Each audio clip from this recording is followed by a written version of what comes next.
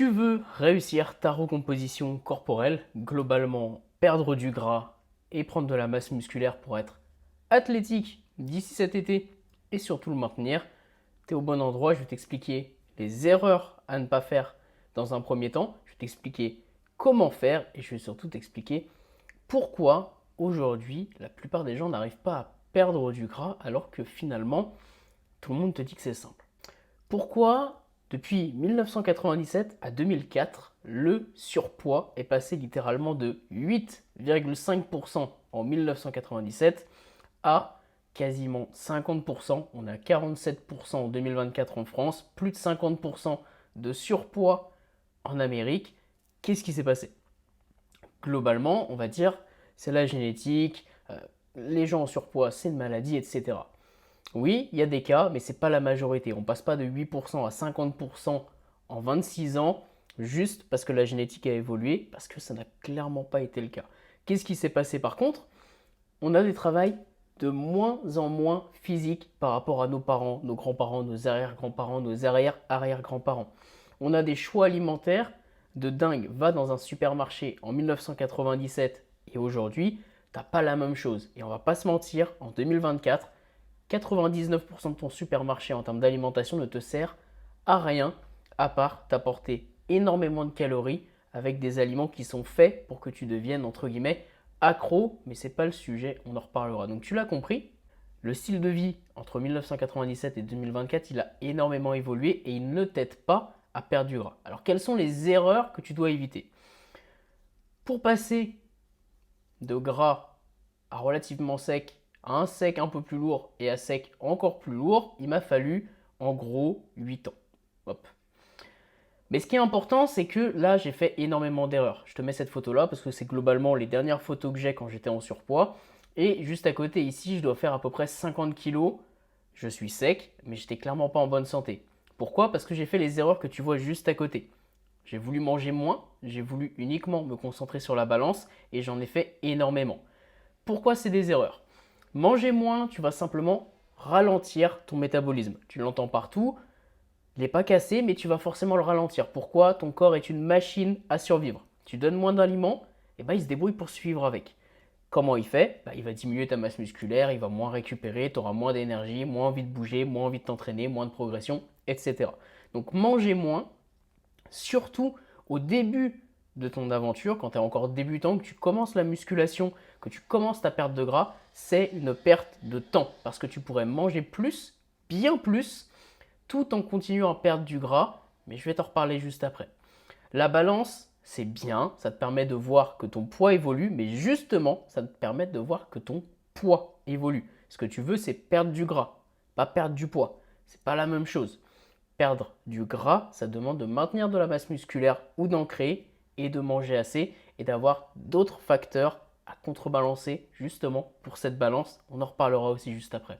Et enfin, la dernière erreur que tu dois éviter, c'est d'en faire trop, même si je sais, je suis le premier à te le montrer sur mes entraînements, etc. J'en fais beaucoup, j'aime m'entraîner comme ça, mais si toi aujourd'hui ton objectif c'est simplement de perdre du gras ou que tu débutes, tu dois commencer progressivement. En faire trop, ça va juste te dégoûter et ça n'a aucun intérêt. Que ce soit sur l'alimentation en mangeant uniquement du riz, des brocolis et du poulet, ou sur le sport en voulant passer de 0 entraînement à 5 par semaine, en passant de 1000 pas par jour à 10 000. Vas-y, progressivement. Voyons maintenant comment tu peux faire pour avoir des résultats et comment réussir ta recomposition corporelle. Je te l'ai dit, globalement, les piliers vont faire la même chose que les erreurs. On va éviter les erreurs dont je t'ai parlé juste avant. On va parler de l'entraînement, on va parler du mouvement, on va parler de la qualité des aliments en priorité, on va parler du tracking parce que c'est très important de savoir ce que tu fais. Commençons par le tracking. Tu dois savoir ce que tu fais. C'est comme jouer aux fléchettes. Si je te demande de viser la cible avec les yeux ouverts, tu vas t'en rapprocher. Et plus tu vas jouer, plus ça va être facile. Par contre, si tu fais la même chose mais avec les yeux bandés, c'est quasiment impossible, tu ne vas pas réussir. Tu ne vas pas pouvoir toucher la cible, t'améliorer parce que tu ne vois pas ce qui se passe. Pour tes objectifs, que ce soit sur les entraînements, sur le mouvement et sur l'alimentation, tu as besoin de savoir où tu vas. Donc tu prends une feuille de papier, tu notes tes objectifs, pourquoi tu veux les atteindre comment tu vas les atteindre. Et déjà, c'est un bon départ. Mais il faut que tu aies une vision claire de ce que tu veux. Une vision claire de ce que tu veux atteindre et de pourquoi tu veux l'atteindre. Ensuite, on va parler de l'alimentation. L'alimentation, ça va être très simple. Si tu commences aujourd'hui, tu ne vas pas te prendre la tête. Il y a deux choses à faire. Premièrement, si tu n'as jamais fait de compter tes calories, si tu ne l'as jamais fait, c'est très important pour te rendre compte de ce que tu fais. Ce n'est pas quelque chose que tu vas forcément maintenir à long terme, mais on en a besoin pour ce côté tracking et savoir ce que tu fais. Tu as besoin de te rendre compte des calories, surtout de certains aliments. Tu vas voir, tu vas vite tomber dessus. Sinon, déjà, la première base à mettre en place, c'est de diviser ton assiette. Tu vois, j'ai fait exprès de prendre cette image, une assiette ronde avec la majorité de ton assiette en légumes, 50% de légumes. Un quart de ton assiette en source de protéines, ça peut être de la viande, du poisson, des œufs, du fromage blanc, etc. Évite d'avoir des sources de protéines trop grasses au début.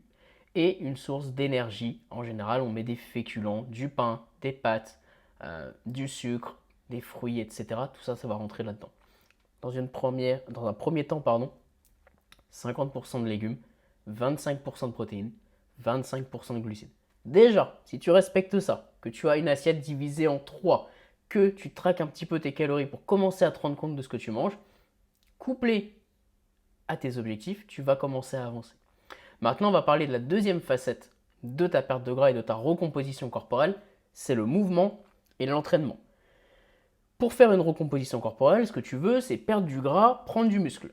Le muscle, il ne se crée pas tout seul. Il faut le créer, il faut mettre en place des choses pour que tout simplement ton corps réagisse et améliore la masse musculaire. Exactement comme tu mets des choses en place pour que ton corps réagisse et perde du gras. Ok? Et bien là, ça va passer par le mouvement et l'entraînement. Pourquoi je distingue les deux? Le mouvement, c'est tout ce que tu vas faire en plus dans ta journée. Prendre les escaliers, te garer un peu plus loin, aller faire une balade, etc. Tout ce que tu entends comme conseil de base, mais très important parce que j'ai remarqué que la plupart des hommes que j'ai pu accompagner se retrouvaient facilement à avoir des journées à 1000 ou 3000 pas maximum dans la journée. C'est très peu. Pour te donner un ordre d'idée, ça veut dire que dans la journée, tu bouges 20 minutes. Dans tes 24 heures, tu bouges 20 minutes. Le corps n'est pas fait pour ça et clairement, tu ne vas pas pouvoir brûler beaucoup d'énergie, donc tu vas devoir manger moins, donc ça va être une corvée. Donc la première étape, c'est de trouver comment tu peux faire pour bouger un maximum. Que ce soit, comme je te le disais, en allant te balader, en essayant d'atteindre tes 10 000 pas, mais comme je te le disais tout à l'heure, étape par étape, si aujourd'hui tu es à 3 000 pas, va chercher les 4 000, puis les 5 000, 6 000, etc. En te garant plus loin, mais potentiellement, ça peut être des méthodes un petit peu annexes de, je sais pas, le soir, tu regardes tous les soirs une série. Pourquoi pas? Eh bien, pourquoi pas avoir un petit tapis de marche que tu peux mettre et regarder ta série en marchant. Il y a plein de tapis maintenant, entre 80 et 120 euros, pour aller gratter des pas. Si ça te coûte seulement 120 euros de pouvoir regarder ta série en marchant à 3-4 km/h, vraiment très très bas, juste histoire de bouger, ça peut suffire. Un vélo d'appartement, etc. Voilà. Il y a toujours des solutions. Ton but, c'est d'avoir un minimum de mouvement. Ensuite, l'entraînement. L'entraînement, c'est simple. Ce qu'on veut, c'est mettre l'entraînement au service de ta perte de gras et pas l'inverse. Je ne veux pas que tu deviennes dépendant de devoir t'entraîner 40 fois par semaine, comme on peut voir avec des séances de musculation couplées à du cardio tous les jours. J'en ai marre de voir des séances de muscu d'1 h 30 avec 1 heure de cardio à faire 6 fois par semaine pour espérer perdre du gras. Non, tu n'as pas besoin de te prendre la tête à ce point-là. Je te l'ai dit, ce que tu veux, c'est créer de l'amélioration, un stimulus pour que ton corps réponde et avancer progressivement. Donc, si tu étais à 0, commencer par peut-être 1 ou 2 entraînements. Si tu étais déjà à 1 ou 2 entraînements, 3 ou 4. Tu peux aller jusqu'à 5 globalement en fonction de l'intensité. Pour te donner un ordre d'idée, plus tu vas mettre d'intensité, moins tu vas avoir besoin de t'entraîner souvent. Moins tu vas mettre d'intensité, plus tu vas pouvoir t'entraîner souvent, etc. Maintenant, c'est à toi de voir ce que tu préfères en termes d'entraînement.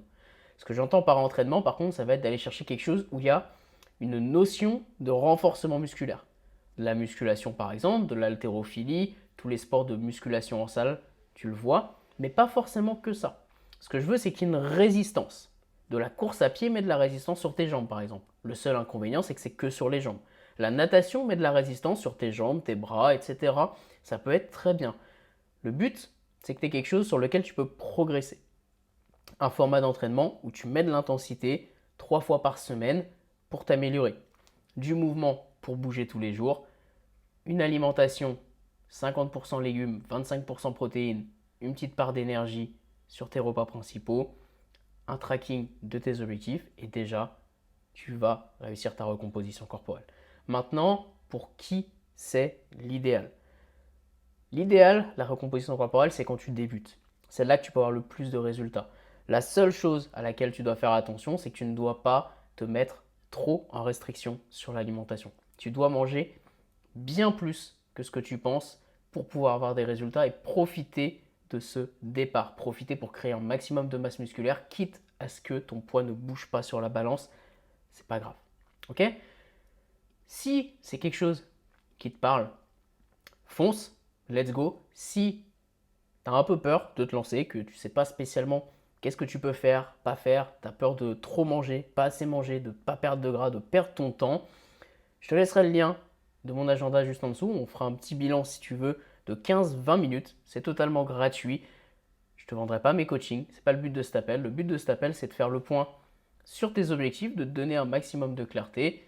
Et si tu as envie qu'on travaille ensemble par la suite, on refixera un appel derrière. Mais là, c'est vraiment du bonus. Si tu as envie de progresser, de me poser une question, tu peux utiliser le lien juste en dessous. En attendant, moi je te souhaite une excellente journée. Laisse un petit like, un commentaire. Ciao.